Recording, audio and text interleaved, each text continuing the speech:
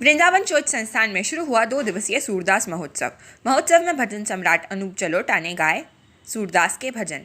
मुख्य अतिथि के रूप में मौजूद रहे केंद्रीय इस्पात मंत्री फग्गन सिंह कुलस्ते। वृंदावन के रमन रेती मार्ग स्थित वृंदावन चोट संस्थान में आज से 2 दिवसीय सूरदास महोत्सव का शुभारंभ हो चुका है। इसकी शुरुआत केंद्रीय इस्पात मंत्री फग्गन सिंह कुलस्ते मुंबई से पधारकर महाभारत के गुरु द्रोणाचार्य की भूमिका निभा चुके सुरेंद्र पाल, मथुरा नगर निगम मेयर मुकेश आर्य बंधु एवं आयोजक प्रख्यात नृत्यांगना श्री गीतांजलि शर्मा द्वारा दीप प्रज्वलन किया गया। कार्यक्रम में बाहर से आए सभी कलाकारों को पटुका पहनाकर एवं स्मृति चिन्ह देकर सम्मानित किया गया। इनमें ब्रिज के पद्मश्री पुरस्कार प्राप्त कई कलाकार भी हैं, जैसे कि कन्हैया लाल जी की एक चित्रकार हैं। साथ ही एक सुंदर नृत्य की प्रस्तुति भी की गई।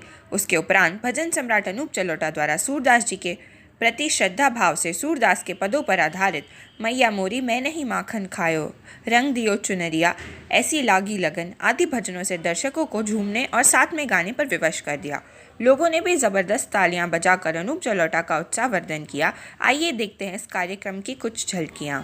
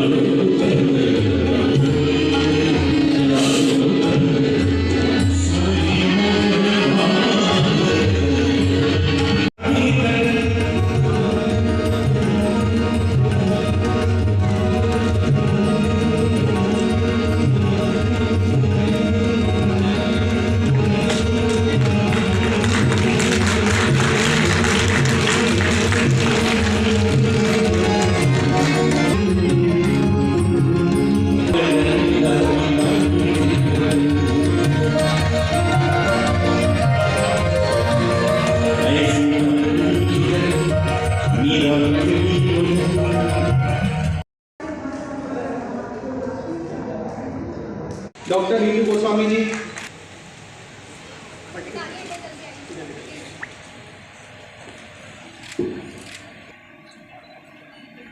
मैं चाहूँगा कि तो बाकी लोग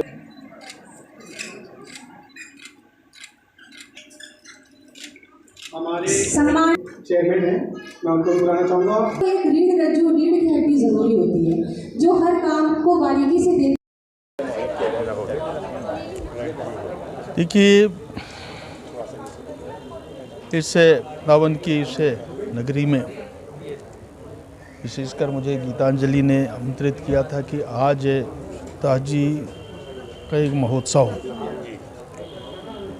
और इस महोत्सव में हमारे बहुत सारे आर्टिस्ट कलाकार और जिनने यहाँ पर अपना परफॉर्मेंस भी किया है और इस क्षेत्र में गीतांजलि का योगदान भी रहता है।